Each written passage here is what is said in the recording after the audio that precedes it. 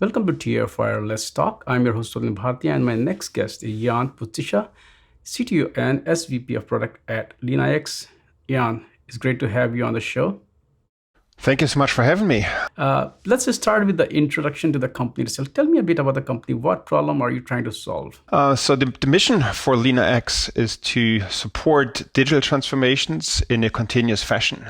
We started off as a company in enterprise architecture. So you can think of that as being the Google Maps for your IT landscape. But ever since, we have broadened the scope into truly supporting modeling transformations end to end. So that includes SaaS portfolios, microservice portfolios as part of the microservice intelligence product, as well as scanning out cloud environments. When you do talk about microservices and this new architecture, we can go in deep in that, but how have you seen the evolution of IT infrastructure from old VM-based days to now containerized workloads, function as a service, to better understand what kind of market you are catering to, given your history? Yeah, so we started off truly capturing IT architecture end to end, from a business description and understanding business context all the way to a technical layer.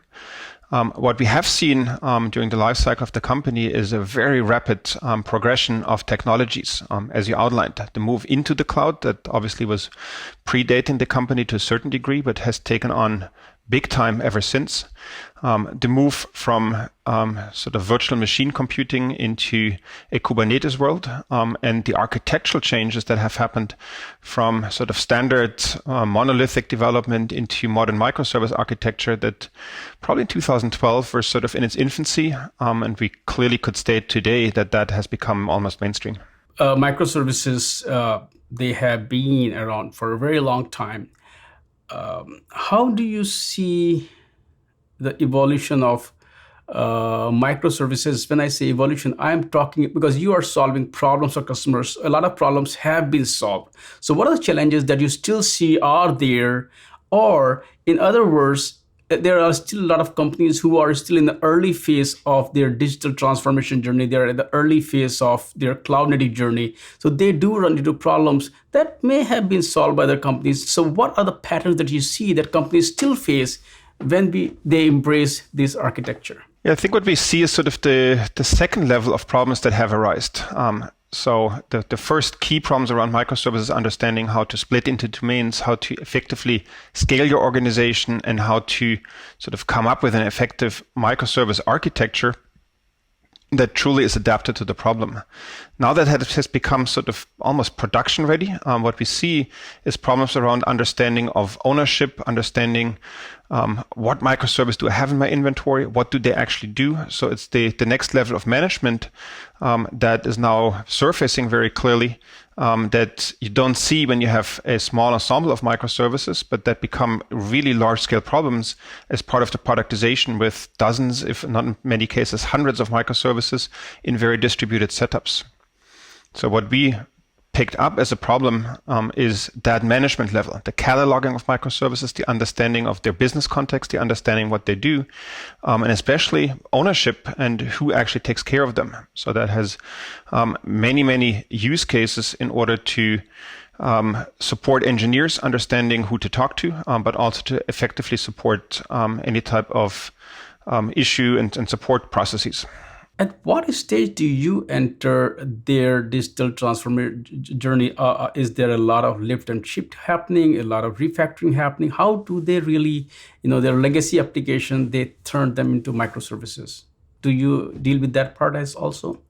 We see that a lot with our customers, and we see all patterns, to be honest. So we see still a lot of lift and shift approaches, but we see more and more that in-house developed applications that are business critical actually get either replatformed or even redeveloped. And redevelopment, replatforming typically happens then in conjunction to a modern microservice architecture in order to gain the resilience and gain the flexibility that these architecture approaches promise.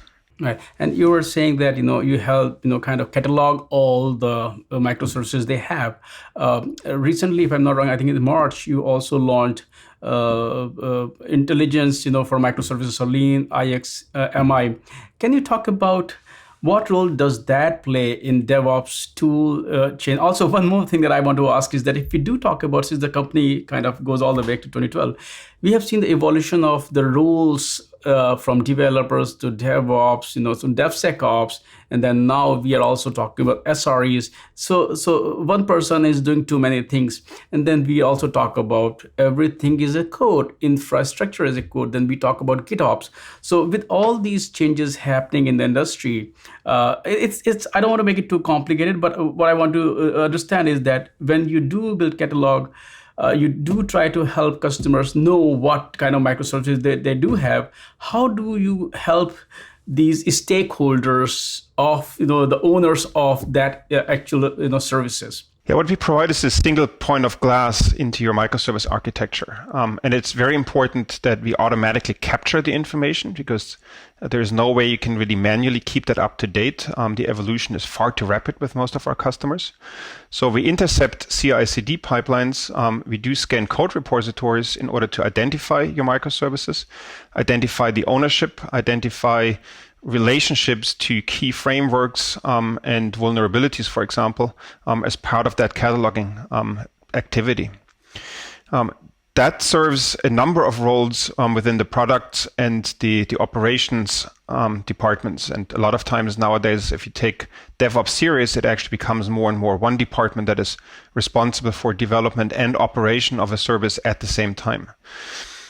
So key stakeholders for us are the development teams, are the support teams that need to do issue resolution and incident management to understand who to talk to. It can very well be more DevOps oriented and site reliability engineering teams that work hand in hand with the dev teams to then operate the software. We see within our customer base both that engineers are directly responsible for operating the software. LeanIX actually is an example. So in our case, the ops part is done by engineers that are also developers.